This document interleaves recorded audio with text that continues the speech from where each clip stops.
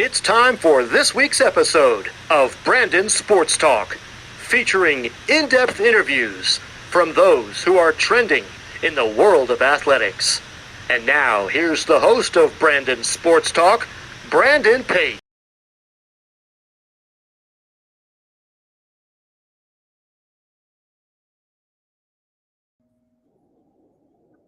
Welcome back to Brandon Sports Talk. In today's episode, I have the privilege of interviewing the Ave Maria's head women's basketball coach, Coach Alex Moorehead. How are you doing today? I'm doing well, Brandon. How are you? I'm doing good. Can you talk about how you knew that you wanted to get started in coaching in college women's basketball? Yeah, so I played since I was little. I played in high school, played in college, and was very fortunate enough to play overseas. And so my last little stint overseas was in Ireland and just missed a lot of family time. So I decided no more playing. And then what's the best route to stay within basketball? And it was coaching. So I got started at my alma mater on the women's side, and I've never looked back. So I eventually wanted to coach at the highest level. So right now that's college, and here I am at Ave Maria 9, 10 years later, and we're seeing where I'm going. So What was that experience like for you getting to play collegiate basketball at Southwest Christian? it was great. I would like to say that I started like the transfer portal. I went to 4 schools in my college career, just trying to really figure myself out as a young adult. So I enjoyed it. I was back at home about 20 minutes away from my hometown, basically. So I enjoyed it. I had a great coach, Mark Arthur, who just retired. Great experiences with teammates. So I really had a fun time. As a player, as you talked about that, what was that experience like going through that transfer portal and finding that school that matched you? Some good, some bad, some horror stories, obviously. I probably should have originally stayed at University of Dallas my freshman year, but for lack of a better word, like I was dumb. Um, I was always looking at what others had and always thinking they had more. So I figured, let me transfer and try and find something better.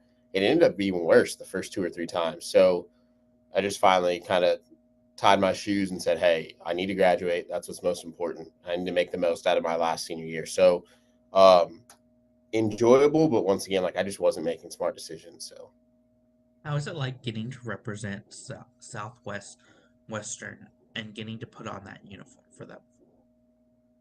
I loved it. I think it's the person that makes the uniform, and so just every time I was where my feet were. Like basketball is something that I love, so spending time with it was great.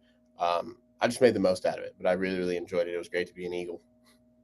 Coming out of college, what was that experience like getting started as a volunteer assistant? Volunteers, volunteer, and I mean it was NAI. Oklahoma City is very proud of the tradition. A lot of national championships on both sides. It was a lot of grunt work, so that's another thing, and like helped me really decide: do I want to be a basketball coach? So sweeping the floors, keeping the clock, getting towels out. So mailing a lot of grunt letters to recruits. It was fun, but you're really starting at the ground level. So I was really like, do I want to do this or not? But it was great. I had a good staff around me, and they helped me out. So it was an enjoyable time. What were some of the things that you learned at Oklahoma City to help you to transition to your next role? Communication's important, right? No one really likes a micromanager. Ask questions when you're not aware what the answers are. So um, yeah, Oklahoma City is a great institution. I think hands down, if I didn't have those individuals around me to help me out, I wouldn't be where I am today. So I think you can learn everything from any experience, and I definitely learned a lot from that. I'm sorry. What was that experience like for you becoming the associate head coach at CSU? Cal State Maritime in Vallejo, California. It was great. It was an experience. California was nice, but traditionally not very win rich, right? So we won, I think, 2 games that year. So it was a big time adjustment. I was used to winning. But for me, I'm super competitive. So every game I went in like we were going to win it. Like we weren't an underdog. So that helped me get through it. But like I said, you can learn anything from any experience. So learning the recruiting aspect, learning kind of your pipelines to connections. It was just a real big sit down and kind of realize where do we need to go to be successful. And so I had a great time, even though we didn't have wins in the win column. How is that transition like for you going from being a college coach to coaching on the high school level of Deer Creek? Great question. Deer Creek High School was the standard in girls basketball in Oklahoma. So I was very, very blessed to get that job opportunity. Before I got there, they had won back to back to back Class 5A state championships, and then that fourth year, they were state runners up in 6A. So they jumped up a classification. They probably had about 6 Division I players on that team. Um, so it was a big adjustment in the sense that like you're not recruiting; they're just coming up through grade school and high school. Um, but I mean, for me, the gym was bigger, the campus was bigger, it was closer to home. So it was like it was an adjustment, but in the best way. But taking over for a coach that's going to probably be in the Hall of Fame was also a big adjustment and a stepping stone. So How was that transition like for you going back from coaching on the high school level to coming back to the college level of coaching? right, like transitioning from college, high school back to college, um, man, it was different because I'm in charge now, right? So as opposed to being an associate head coach, where you're still really just co-head coaches and kind of feeding off the head coach, you're making the decisions. All the failures fall to you, but obviously you get a lot of the glory when good things happen. So, man, I think for the first 3 or 4 months, it was just culture shock. Um, a little bit of panic, a little bit of anxiety, asking my wife, like, hey, what do I do? And she knows nothing about basketball. So she's a volleyball player. So I'd sit there and ask her, she's like, what really do you want me to tell you? So I really had to dive into kind of some mentors that I had around and ask them for help, which is some big thing that you have to do. But big transition. I had to lean upon that support system to get me through it. How was that feeling like for you becoming a head coach for the first time and coaching as the head women's basketball coach for Ave? I think you know this too. So you mentioned you've mentored or interviewed about 1,000 different coaches, and so I doubt it feels like a job. I'm sure it's tiresome. I still think I walk into my office and I'm just like, man, I'm a college head coach. So it's like still hasn't hit me yet. It doesn't feel like a job. It's a passion. So I'm still, kind of giddy every day. Like, yeah, I'm a college coach. So What was that feeling like for you getting to step onto that court for the first time as a head coach? different. Like I said, it's a lot of anxiety, a lot of like not necessarily fear, but there is some worry that comes into it. Like, am I going to be successful? Am I going to find the right players to be sustainably successful? But man, it's just once again being present in the moment, just understanding this doesn't happen for everyone. It's something I prayed about, and now I'm doing it. And so I was just really loving it at that time. Still blessed. Still step on the floor with the same feeling. What was that feeling like on your first game day getting that first win? I was nervous. There's no question I was nervous. So we haven't had a gym. This will be the first year we'll have a actual full blown gym. So we were playing out of a K-12 in town. Um, and so it's like Stillwater, Gallagher, Iba, where it's just like kind of closed in, so loud, raucous and whatnot. But you're putting out a product that everyone's there to see. So you want to put out a good product. And I was fortunate enough that we had some really, really good freshmen and got the win that night. As a head coach, what has it been like getting to build the coaching staff around you and the players around you? That's a tough question. I think you know this, but your support system's everything, your family's everything. And so really just finding genuine people. Everyone mentions that they want to coach, but it's not just X's and O's. We're going to draw up this best play. It's like the people around you, the character. And so I've been really fortunate in my time coaching, just having individuals that are really, really invested into the players, the mission, and just kind of that idea and vision moving forward of what we're going to do to be successful. And so really good people. I've been really fortunate to have individuals that just kind of see that same vision. For you, what was that feeling like getting that first win as a head coach? I'm glad it's behind me. I know that sounds bad, but the first one's probably the hardest. You just really don't know what's going to happen. And so it was great. We played a local NAI around the area, but talented team, experienced coach, experienced players. And so um, I'm glad we got the win. I'm glad we got over that hump. But yeah, it was a great feeling. No better feeling in the world. What does a typical game day look like for you as a head coach versus for your athletes? I'm sure you like this, but just routine. So whew, whether the game's like in the afternoon or the evening, I wake up around 4 a.m. I try to like kind of get my bearings together where it's like just kind of me time. I've got 2 sons, and so I want to be present for them and my wife when they wake up. So I wake up around 4. I read, I meditate, catch a couple Bible verses, and then I just kind of jot down in my journal some things I need to accomplish, some things I want to accomplish. I'm just kind of get that momentum moving forward throughout the day. And so I do that. I probably eat breakfast, hang out with the fam, and not think about basketball. And then we'll probably have a shoot around 4 or 5 hours before the actual tip off time. I go back home, have lunch or whatnot, and then it's full go. I try to make sure that I have my specific energy drink so many hours or minutes before tip off. So I'm like focused and ready. But yeah, just sticking kind of to that routine. It's like game day for college football. Like I want to stick with my routine, not necessarily superstitious, but just feel like it helps, if that makes sense. As a head coach, what are some of your rituals that you do before games?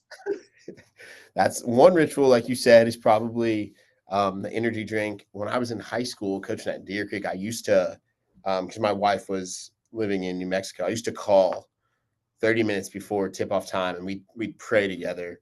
I don't have to call anymore. Obviously, she's there at most of the games, but I pray with fam and then I pray myself. I take about 5 or 10 minutes to say a little prayer and kind of just get my mind right, focused on it, and not overwhelming myself with the wins and losses, but just doing the best that I can.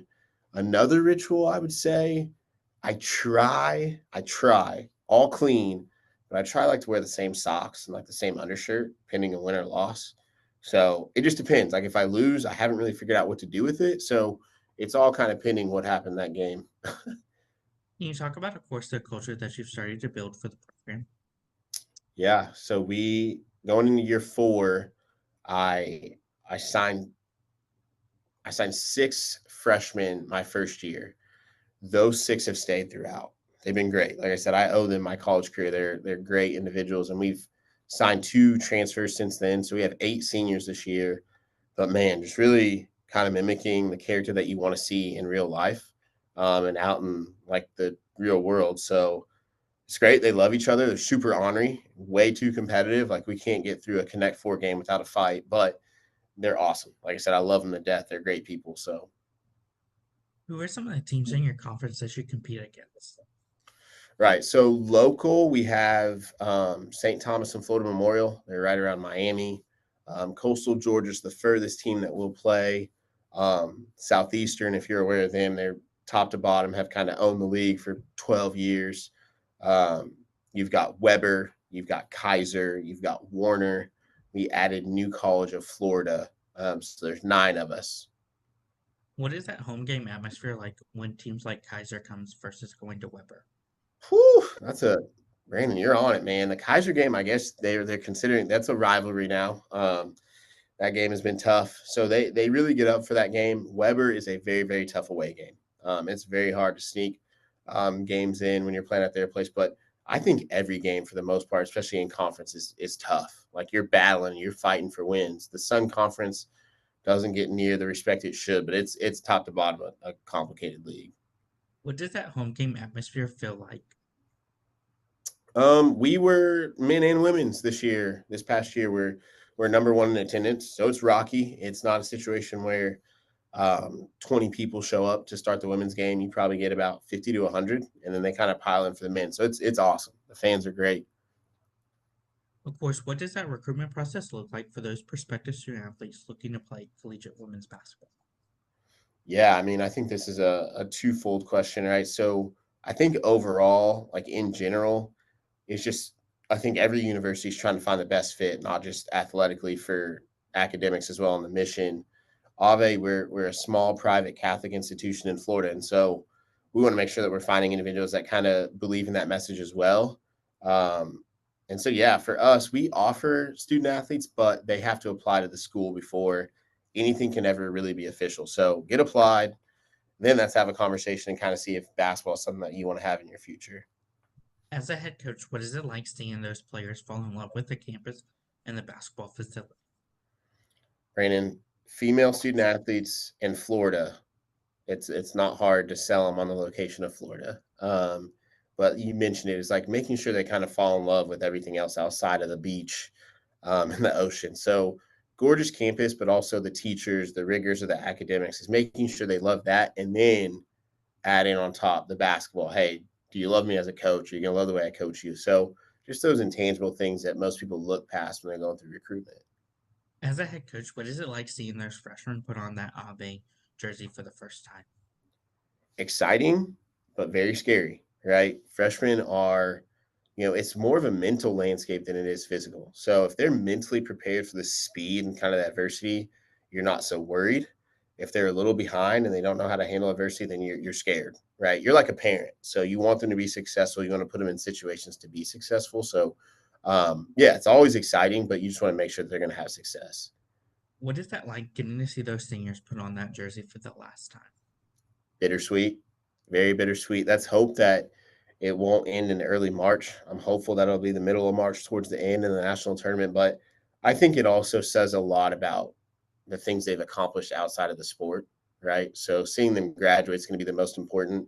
But yeah, it'll definitely be a change in my life because they've been so important for that. As a head coach, what is it like seeing those players go on and achieve great things after their collegiate career, whether it's going in professionally or getting into coaching? Yeah, so I have two of my own. They're young. So for me, it's an exciting time. Um, they are like daughters to me. So I'm very thankful. So I'm just hopeful that I've given them enough and instilled enough positivity and great habits that they'll do something great. They'll remember that and they'll kind of pass that on to those individuals and their children one day. But it's always bittersweet. They have an important part of my life and my heart, and so I'm just truly hopeful that everything works out for them. What have been some of the things that you've been able to accomplish so far as a head coach? I think the most part is just making sure that everyone that's gone through the program graduates. That's been great. I think we've got a really, really high graduation rate. Individual accolades, I don't think any of those are truly important. So we can look those up all you want, but I think it's more so just sustained success that we continue to be competitive, we continue to win games, but also we continue to push large groups of recruiting classes through graduation. So that's the best thing for sure. What are some of your future plans for the Ave program moving forward? Well, Brandon, you kind of touched on it, but we're going to do a lot more content. We're going to try. We're not going to be at the level or standard that you guys are, but we're just going to try to get current student athletes, but also those that are prospective student athletes to get to know the coaches a little bit better. So putting out little blips here and there, little interviews that they can know assistants, they can know players, they can do day in the life type stuff. And then we're going to send out newsletters to donors and just individuals that love basketball, just to kind of open our doors and let them know, hey, if you guys ever want to check out a game or a practice, we're here for you. What advice would you give those incoming freshmen entering their first year of college women's basketball? I think it's just like what I needed to hear when I was taking on coaching is just be realistic with your expectations.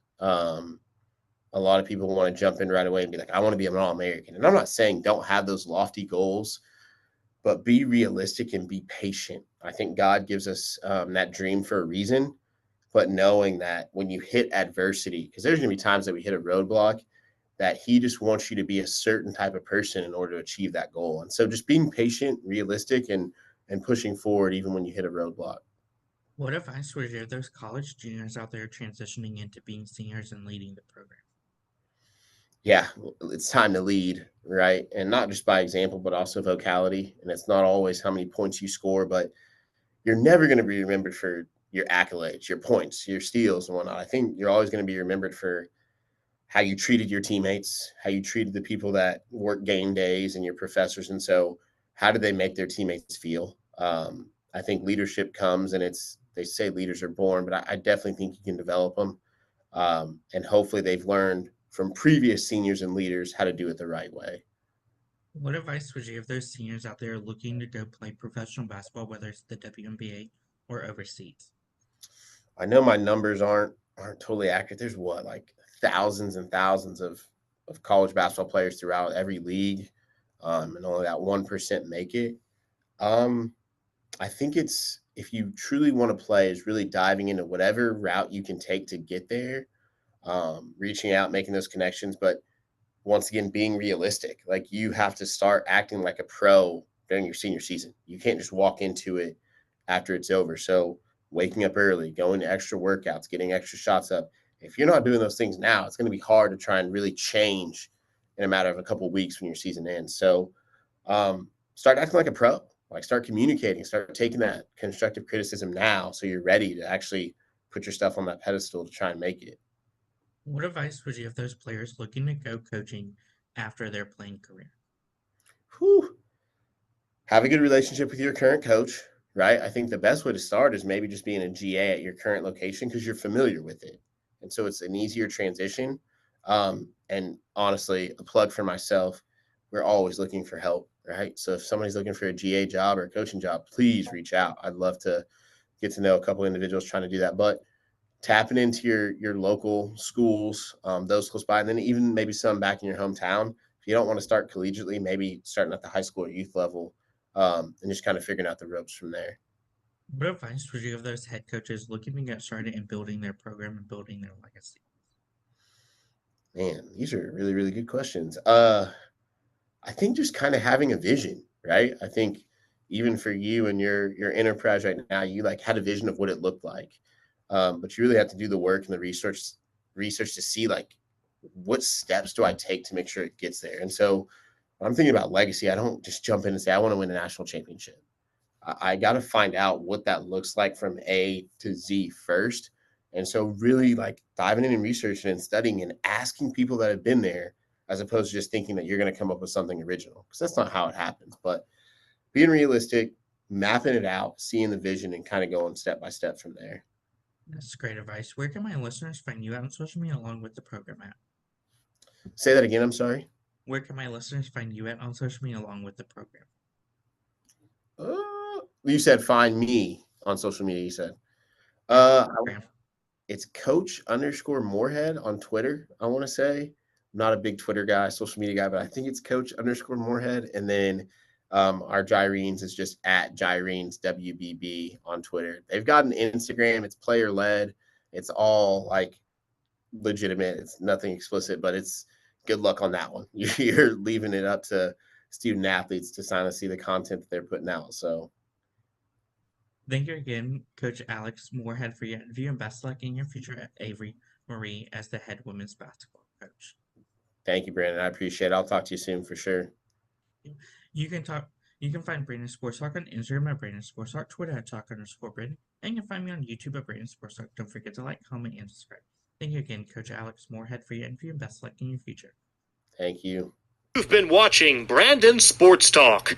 Please feel free to like, share, and subscribe to Brandon Sports Talk on social media and on YouTube.